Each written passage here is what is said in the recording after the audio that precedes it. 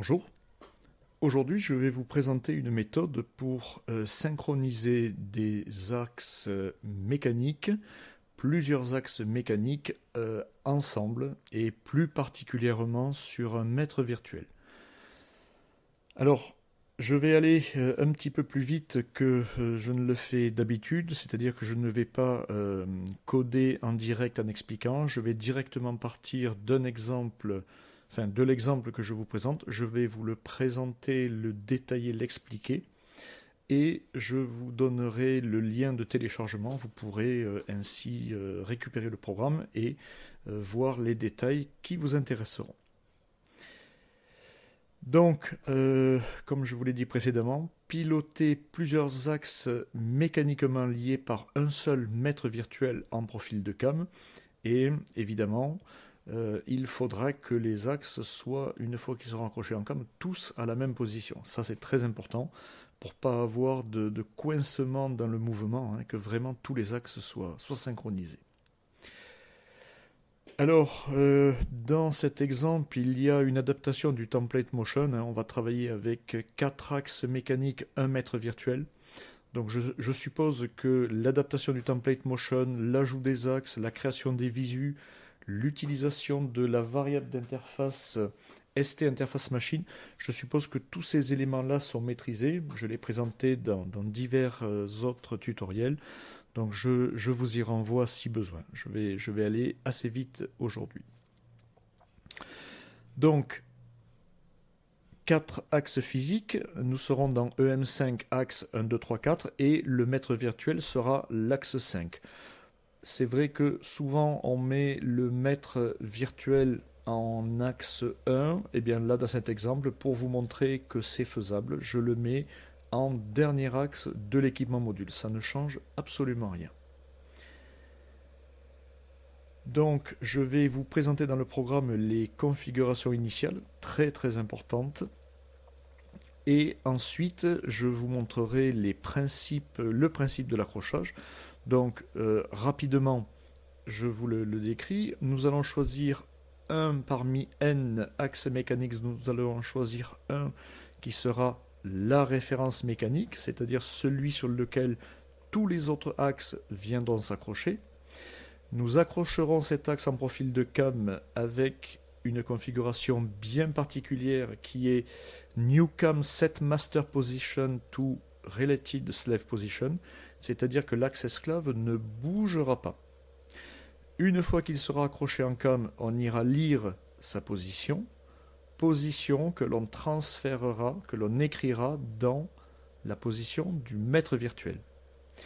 Et à partir de ce moment-là, nous pourrons accrocher tous les autres axes. Ils vont se déplacer, hein, comme d'habitude. Ils vont se déplacer à la même position que le mètre virtuel, c'est-à-dire que l'axe mécanique de référence. Et pour les accrocher de cette manière, nous choisirons la configuration New Cam Move Always No Position Check. Alors, bien sûr, nous allons avoir 4 axes physiques qui vont suivre exactement un mètre virtuel. Nous utiliserons une cam, alors différentes façons de l'appeler, une cam 1 pour 1, une cam unitaire, enfin c'est une cam qui va exactement répliquer les positions du maître vers les esclaves. J'ouvre une parenthèse, on aurait pu définir comme maître virtuel un des axes physiques. Après, c'est une question de préférence. Moi, je préfère toujours avoir tous les axes physiques en esclave d'un maître virtuel. Voilà. Je le dis souvent, la meilleure façon, c'est celle avec laquelle on est à l'aise, celle dont on a l'habitude. Voilà. Je vous présente une façon de faire, elle n'est pas unique. Voilà, elle est juste celle que je vous présente, celle que moi j'aime utiliser. Voilà. Enfin, une fois que tous les axes sont accrochés, eh bien, on n'a plus qu'à piloter le mètre virtuel. Comme on est en profil de cam, tous les esclaves, bien évidemment, vont suivre. Alors, j'ouvre une précision. Dès que nous aurons une exception, l'accrochage en profil de cam va être perdu. Hein. Il faudra penser, une fois qu'on aura acquitté les exceptions, il faudra penser à relancer tout le graph set d'accrochage en profil de cam. Je vais vous présenter tout ceci. Alors, donc, je vais fermer les fenêtres. Nous allons travailler dans EM5 avec 5 axes. Axe réel 1, 2, 3, 4 et l'axe 5 qui est un mètre virtuel. Donc, dans l'initialisation de l'équipement module, on va retrouver des choses très classiques, hein, les 5 initialisations comme ceci. Et pour simplifier la lecture de cette initialisation, j'ai préféré, j'emploie le terme souvent de surécrire ou surdéfinir, j'ai préféré, au-delà de ces initialisations, recopier ce qui va être intéressant. Alors, mes axes 1, 2, 3, 4, j'ai fait une boucle, puisqu'on aura partout la même chose. Donc, le premier point, c'est de dire que leur mètre virtuel à chacun sera EM5 axe 5. Ce sont des axes finis, hein, des pistons qui vont bouger ou des vis à billes, ce qu'on veut. Donc bien évidemment, là je ne l'ai fait que pour le mode manuel, mais dans tous les modes, nous aurons une période à 0. Hein, ce sont des axes finis, pas de période. On pourra éventuellement interdire de faire du endless, hein, puisque ça générerait de la casse. Donc voilà, après on peut adapter l'interface motion comme on le souhaite en fonction de ses préférences. Ils vont tous par défaut être accrochés en New Cam Move Always No Position Check, et pour le cas particulier de l'axe 1, qui sera notre axe de référence, lui sera en Set Master Position to Relative Slave Position, c'est-à-dire qu'il s'accrochera sans bouger. Chacun de ces axes aura donc ce que j'appelle une cam plate, c'est-à-dire qu'on va démarrer avec une vitesse de 1 au départ à l'arrivée. On va avoir des bornes, donc là je vais de moins 100 à plus 2000, on va avoir des bornes plus grandes que l'étendue du mètre virtuel. Là, par exemple, je suppose que le mètre virtuel, il va aller entre 0 et 200, par exemple. Et bien là, je m'assure que les bornes minimax, hein, les extrémités du profil de cam, sont bien au-delà de ces bornes-là. Voilà, une cam en 2 points. Également, le mètre virtuel, eh bien, lui aussi, par analogie, c'est un axe fini, donc il n'a pas de période. Prenez bien soin de ceci. De toute façon, si il y a un problème avec ces notions de période, vous pourrez le voir dans la visu en simulation. Donc, une simulation de l'axe EM5, alors j'ai voulu mettre un petit peu d'originalité, hein, comme je vous disais, un pont qui va soulever 4 axes mécaniques, et voilà, comme elle est à la mode, j'ai mis la jolie Renault 5 verte. Voilà. Alors, je me connecte au contrôleur. Je vais partir d'un reset. Voici, reset et run. Donc au démarrage, j'ai toujours, alors comme je le dis toujours, je suis en Machine Expert V2.0. Ce que je vous présente est valide pour toutes les versions de Machine Expert V2.x. Donc j'ai toujours mon exception sur la désactivation du firewall, hein, classique à partir de Machine Expert V2, DiagKit, et là je reviens ici. Donc ici j'ai créé une fonction pour mettre mes axes en position quelconque. Voilà, je les mets comme je veux, c'est des positions random. Pour faire cette fonction-là, c'est dans le logic active. Donc la fonction de random, j'initialise un function block qui me génère des nombres aléatoires. Ce function block, il est ici, dans la librairie Schneider Electric Common Toolbox. Ce function block doit être initialisé une fois à la mise sous tension. Et puis ensuite, je vais faire une boucle pour mes 5 axes. Je vais aller chercher une position aléatoire comprise entre 0 et 200. Et je vais faire des set poses dual sur tous les axes, donc le DRV et le logical encoder. Donc chaque axe sera positionné à une position aléatoire. Voilà, c'est ce que je fais avec ce bouton Set Pose Random. Je me reconnecte. C'est pratique, hein, cette fonction de Set Pose Random, ça permet en test, en simulation, eh bien, de vérifier que notre algorithme d'accrochage sera correct. Le maître virtuel, donc je l'ai mis en dernier, lui, tant qu'on n'est pas accroché, rien ne bouge. Là, je retrouve le premier axe que je veux être la référence, l'axe 2, l'axe 3 et l'axe 4. Alors, comment est-ce qu'on va accrocher? Eh bien, ici, j'ai lancé une bascule RS qui me lance un graph set d'accrochage. Je vais le décrire et puis nous le testerons. Donc,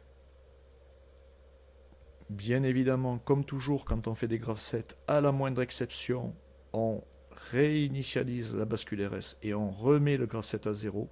Très important, hein, je le dis régulièrement, mais ça c'est très très important. Pourquoi? Pour ne pas avoir des redémarrages automatiques dès que l'on sort de l'exception. Très très important. Donc, en état de repos, en état 0, si on reçoit cette commande de bascule RS, on passe à l'état 10. À l'état 10, comme indiqué dans la présentation, on accroche en cam warm start l'axe 1, qui est notre axe de référence. À la transition 15, on attend que cette bascule RS retombe, c'est-à-dire que l'axe soit accroché. Et j'ai rajouté quelque chose ici pour pouvoir faire ce graph set en pas à pas. Donc j'attendrai ici de cliquer une fois l'écran pour passer. L'action suivante, donc on va aller lire dans le logical encoder la position de l'axe, donc lui n'aura pas bougé. On fera un set pos sur le maître virtuel, qui est l'axe 5, avec la position de l'axe 1, l'axe de référence. Je passe à la transition, j'attends que ce soit fait. J'ai mis une petite tempo parce que comme ce set pos dual est immédiat, parfois on saute l'étape. Donc j'ai rajouté une tempo de 200 millisecondes qui n'a aucune autre fonction que de pouvoir faire ce graph set en pas à pas. Ensuite, j'accroche en cam l'axe 2, donc là il va bouger pour rattraper le maître virtuel, il va arriver à la même position que l'axe de référence, l'axe 1. Quand ceci est fait et que j'ai ma transition, je fais la même chose pour l'axe 3, puis pour l'axe 4, et à ce stade-là, donc mon accrochage en profil de cam est terminé, je remets le graph set à 0, je rends la bascule RS. Une précision, très souvent, quand j'écris des graph sets en structuré comme ça pour bien insister sur la notion de étape transition, alors c'est vrai que les étapes de la transition, on le voit bien en langage graph set, on le voit moins bien en langage structuré, que l'on appelle parfois machine à état en informatique industrielle. Donc voilà, 10, 20, 30, ce sont des étapes, en gros, on y passe une seule fois. 15, 25, 35, ce sont des transitions. On y passe beaucoup de temps puisqu'on attend que la transition soit échue pour passer à l'étape suivante. Voilà. Derrière ceci, donc j'ai un bit qui m'informe que ma machine est synchrone, c'est-à-dire que tous mes axes sont en cam running. Ce bit-là, il est mis à jour dans FB commande base camming ici. Voilà. C'est-à-dire que ce bit est à 1 pour chaque axe quand le statut de l'axe est en multicam running. Eh bien, ce bit-là, je m'en sers, alors dans cet exemple pour afficher la voiture sur le pont, mais on peut imaginer que au-dessus, il y a un graph set applicatif qui ait besoin de savoir si les axes sont tous accrochés sur la miniature virtuelle ou non. Voilà pour l'explication. Donc, si maintenant on fait le test, alors mes axes sont en position quelconque, je vais accrocher, et ici j'ai mis l'étape du graph set. Donc, je lance la bascule RS d'accrochage, j'ai accroché le premier axe, il n'a pas bougé. Je vais faire une étape pour aller faire un set pos sur le maître virtuel. Alors, c'est un effet démo, je repars au début. Je mets mes axes en position random. J'étais un petit peu chagriné parce que l'axe 1 avait presque la même position que le virtuel. Donc volontairement, je vais les écarter ici. Je recommence, j'accroche, l'axe 1 n'a pas bougé. Étape suivante, je vais faire un set pose du mètre virtuel. Il va venir à la position 14,53. 14,53. Je fais une étape de plus, je vais accrocher l'axe 2, il va venir se caler sur le mètre virtuel également en 14,53. Une étape de plus, je vais faire pareil sur l'axe 3. Une étape de plus sur l'axe 4. Ici, alors j'ai une dernière étape à faire pour terminer mon graph set. Il ne va rien se passer, c'est juste pour terminer mon graph set. Voilà, mon bit de synchro est actif. Et maintenant, je peux jogger le mètre virtuel, tous les axes vont suivre. Si jamais je fais une fausse manœuvre et que je jogue un des axes, mon bit ici d'accrochage est perdu, donc je n'ai plus l'information d'accrochage. Je m'arrête, je vais réaccrocher cette fois en automatique.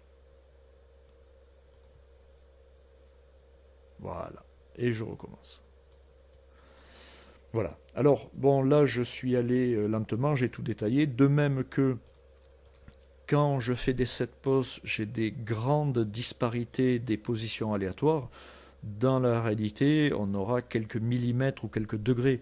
Hein, on n'aura pas d'aussi grande disparité. Là, c'est volontaire, c'est pour l'exemple. Voilà, pour bien montrer que quand on s'accroche, on a un axe de référence.